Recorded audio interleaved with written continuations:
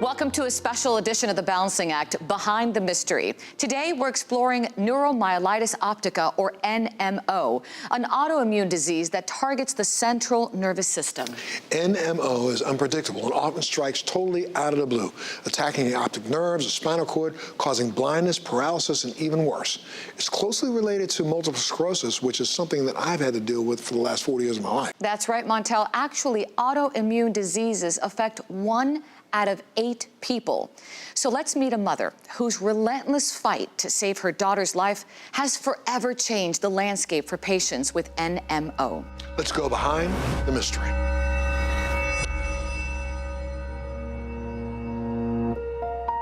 My daughter was 14. It was 2008. She said she had an eyeball headache and things were starting to get blurry and she was losing color, and I thought she had, an eye infection or something was brewing. That was simple. She's never been sick. Went to the eye doctor who did some tests and said, this is interesting that your 14-year-old daughter should have inflammation around the eye and optic neuritis. I want to send you to a neurologist. And I remember him going through the little boxes on his little pad of, the test he was going to run. And one of them was for something called NMO, Neuromyelitis Optica. And I said, oh, what's that? And he goes, oh, well, that would be a nightmare. She doesn't have that. And so it began, the nightmare. And I remember being around the phone with my husband, Bill, and hearing that she probably had 4 years to live. I felt like I was gonna just be sick and pass out, and I had no idea what I was even gonna do in that moment. He actually referred me to a neuro-ophthalmologist who knew about the work that was going on at the Mayo Clinic. And, it was interesting because I just wanted to meet one other person. Like, is there one other person on the planet that has what Allie has? And Mayo Clinic really seemed to be the first place where I felt like I wasn't just hopeless and helpless. I could do something. NMO was historically considered a variant of multiple sclerosis. In the mid-1990s, the Mayo Clinic formed a special research group to study this distinct group of patients and define NMO more clearly. Dr. Dean Wingerchuk was part of that group. Due to the efforts of the Mayo Clinic, the test for aquaporin 4 is the most recognized diagnostic test for NMO today. It was really in 2004 when the antibody that targets aquaporin 4 was discovered. That discovery showed that patients who have the disease NMO clinically usually have the antibody, about 3/4 of them do, but people with multiple sclerosis virtually never do. So that was a very big change for us, and ultimately was convincing to the field that this was a distinct disease.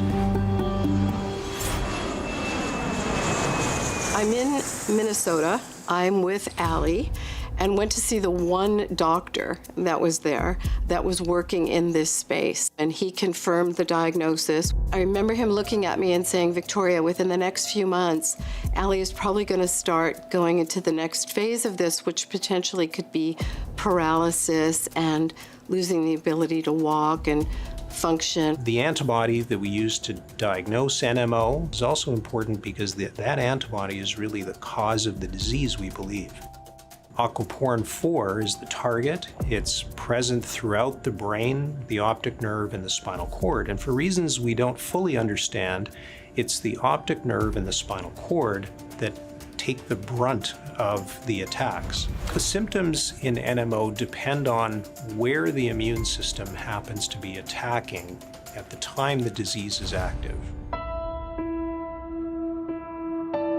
I said, well, I'm going to cure this. We're going to cure this. I've got, thank goodness, a checkbook. You're doing research, and we are going to figure this out. At the same time, watching my daughter have to go through what became multiple transverse myelitis attacks and optic neuritis. So it was balancing a lot at the same time. I was really caught between hope and despair, and started the Guthy-Jackson Charitable Foundation to help really find a cure. Well, we'd like to see cure for this disease, and cure meaning permanent remission from attacks of NMO, without the need for ongoing immune therapy that puts people at risk. We also have a lot of unmet needs as far as restoring therapy, repairing prior damage, and treating symptoms for people who are still battling the after effects of their prior attacks. While the foundation began searching for answers, NMO was permanently changing another patient's life. It was around 1999. I was 20 years old in my third year in college, and I noticed one of my eyes, the vision went blurry, so I went to the doctor. They realized it was something neurological, so I had MRIs done. I did a lumbar puncture. They did learn that it was optic neuritis or optic nerve inflammation, and it was a few years later after that I started experiencing numbness in one of my legs, so then I went back to the doctors. They ran all the same tests again. Still couldn't pinpoint what it was. They tried to rule out many different autoimmune diseases. They were trying to test me for lupus, for Sjogren's disease, but still nothing was coming up.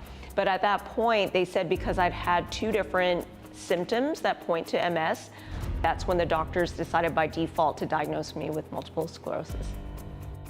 I was living with MS and went on the MS therapies, trying to stave off any more symptoms of this disease.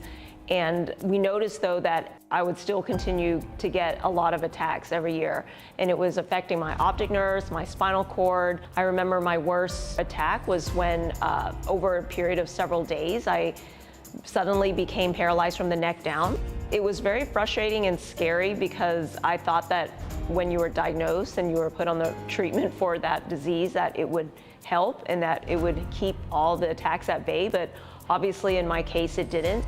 And then it was finally several years after that when my blood was sent off to the Mayo Clinic, and they had an NMO biomarker test that was done, and I was correctly diagnosed with Neuromyelitis Optica. I actually went to go see a specialist in NMO, so I flew to Arizona and went to the Mayo Clinic. I was put on treatment that worked for me so that I would no longer have attacks, but of course, by then I'd had so many attacks on my optic nerve that they atrophied over time, so that's how I gradually lost my vision. But fortunately, I've been fairly symptom-free for many years. A few years later, I had the opportunity to go on MasterChef and compete in a TV cooking competition. I actually won season 3 in 2012, and that really put me in the public spotlight to be a spokesperson for NMO and to be a patient advocate. When I first discovered the Guthy-Jackson Charitable Foundation, I attended Patient Day around 2009. The foundation created a space for all of the NMO patients to get together and connect and share stories. For me, I met lifelong friends there. I'm thankful for the foundation because they've done a lot of advocacy work and research to help get treatments approved for NMO by the FDA. And now I'm happy to say that I've been on one of those treatments for many years, and I've been relapse-free for over 15 years.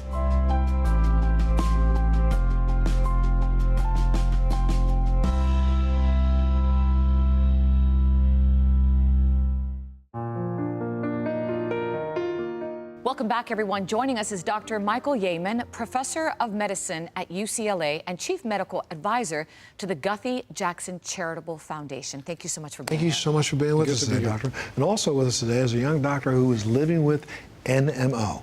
In 2002, she was diagnosed with Sjogren's, and 13 years later found herself blind, paralyzed, and intubated. Welcome, Dr. Keena Peppers. Doctor, thank you so much for being with us this morning. Thank you so much for having me. Yes, ma'am.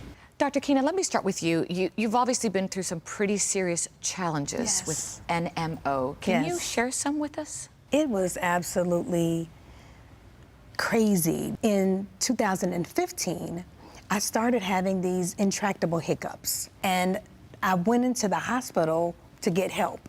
When doctors came to my room and asked me to move my feet, I kept thinking, why are they asking me that? Because of course I can move my feet. But you couldn't. But I couldn't, and I caught myself opening my eyes to see who are these people asking me these questions. And I realized that my eyes were already open. So I was blind and I was paralyzed. Did doctors understand what was going on, or did they even realize how they could treat you? Well, the good thing is that my neurologist really thought that I had NMO, and they sent that blood test off to Mayo, and they actually got the antibody test back positive. And then my treatment started with the rituximab. How did you bounce back? Because, I mean, you're looking great these days, right? Well, thank you. Yes, ma'am. Well, I actually had intense physical therapy where I had to learn how to walk, and I progressed, and my vision started coming back, and it took time. Well, you know, like I said, I have MS, and in some ways, some of the symptoms from NMO are pretty similar, but what's the difference between those two diseases? They're both autoimmune diseases. What's so important about knowing the difference between these two diseases is that they require different treatments. And if you treat NMO with MS medicines, the disease can get worse, and vice versa. Where are we today in advancements in treating NMO? There's a huge amount of progress that's going on now. In the last 15 years, with the Guthy-Jackson Charitable Foundation, we have advanced understanding what causes NMO and who's more at risk of severe outcomes in NMO. We've also been fortunate to really push the pharmaceutical industry to now have 3 approved therapies for NMO. You are clearly on one of those therapies now, so how are you doing? Are you doing well? I started on one of those therapies, and I'm doing so much better. Kina, any advice you would give to someone out there that could be struggling with an autoimmune disease? I definitely say do not allow yourself to become the disease, and make sure you educate yourself about what the disease is. Thank you so much for being with us this morning, absolutely. And Dr. Yeaman, you're going to stick around. We're going to take a little break, and when we come back, we're going to talk about, you know, some inspiration that's coming from a future generation. We'll be back right after this.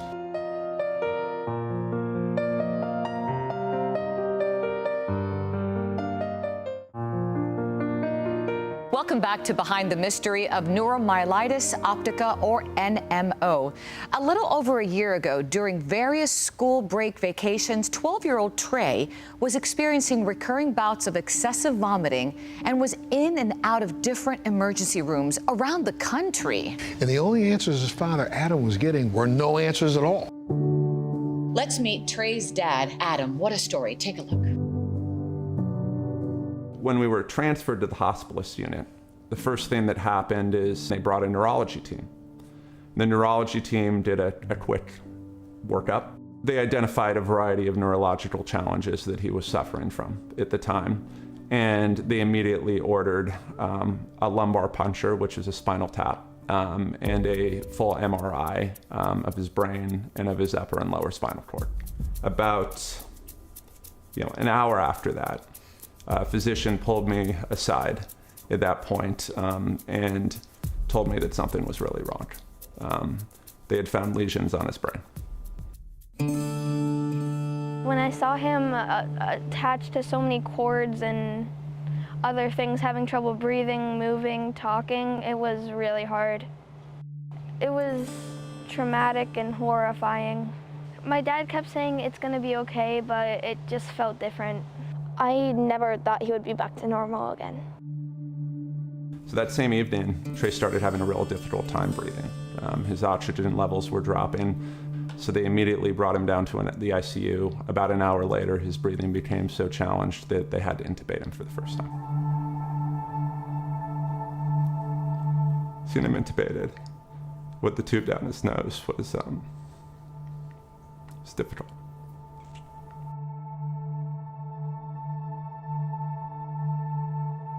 He was nearly fully paralyzed. He had slight function in his left hand, no ability to speak.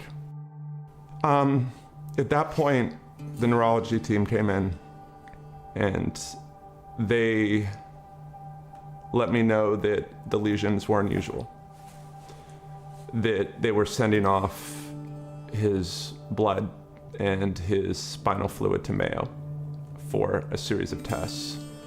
Actually, one of the fellows found something on the MRI that was very interesting. And so at that point, he thought it was NMO.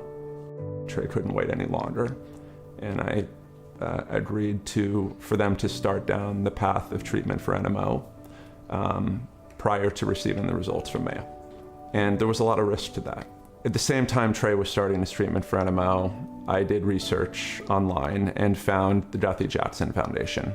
Got in contact with them, expected to maybe hear from someone from the foundation at some point. About an hour later, I got a phone call from Bill. Bill was pretty amazing and spoke with me like another father who had been through the same thing. Bill immediately connected me with the foundation's chief clinical advisor, Dr. Michael Yeaman, and he immediately provided me with direction in terms of how to get my son better, and felt like I won the lottery. So Trey came home only about a year ago now, one of the greatest days of our lives. And just about 3 months ago, he was back on the basketball court. Without the Guthy-Jackson Foundation, Trey wouldn't be in a position today where he's receiving the treatment that is going to provide him with a completely normal life. I know at the end it'd be okay because my dad was there. He's kind of like my hero because and he fought very hard to get the medicine and stuff for me so I could get better. I feel healthy and strong like I used to be before the hospital.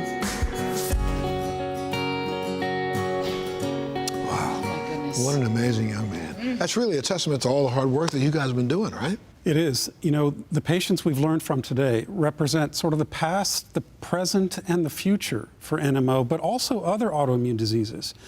It's a story of hope, and it's also a story of we are not done yet. If we do not focus on cures, we're not focusing high enough. Love that. You know, the foundation has had such an impact over the last 15 years. What's next? What we've really been able to do in the last 15 years is understand the disease to the point that we can try to treat it. But the treatments, as good as they are at preventing relapses, also come with some risks. And the risks can include infection and cancer. Wow. And that's one of the really interesting parts of this story, is that immunity, when it goes sideways, in the case of autoimmune disease, it's really a mistaken identity where there is too little immune tolerance.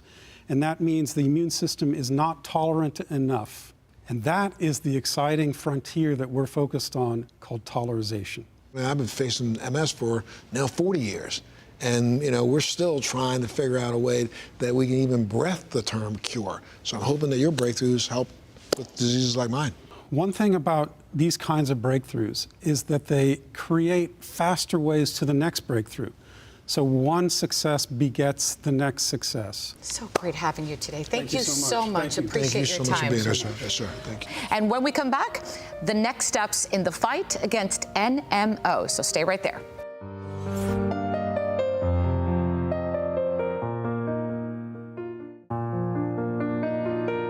The Guthy-Jackson Charitable Foundation is now 15 years old and making medical breakthroughs by accelerating research as well as bringing together experts and patients from around the world. As founder Victoria Jackson says, the proof is in the patients. In 2008, when I started the Guthy-Jackson Charitable Foundation, it's kind of crazy to think that this had been a condition that had already been around for 100 years. And yet, there was nothing. There's so many assets that we have created, everything down to even how there's a criteria for how doctors diagnose NMO. There's been a biobank put together, which I started collecting blood samples, tissue samples from patients. Now we have 100,000 samples. We've created a data collection center where we've standardized everybody's information. We have an extraordinary app that you can literally download on your phone, NMO Resources. Just think about how that in itself has helped so many people if they're having an attack going into an emergency room, where a lot of people don't know about this. So yeah, I'm very proud of what the Guthy-Jackson Charitable Foundation has done and the horizons that we're moving into and the world coming up of cures. And at the same time, I'm still like Mama Bear to my daughter Allie, make sure that she's happy and healthy and goes on to the next part of her life. And I'm absolutely not stopping until I find a cure for this, for Allie and for everybody who has NMO. To learn more about the incredible work the Guthy-Jackson Charitable Foundation is doing, just visit Guthy-JacksonFoundation.org. And so, of course, you can always visit our website, thebalancing act.com. We'll see you next time.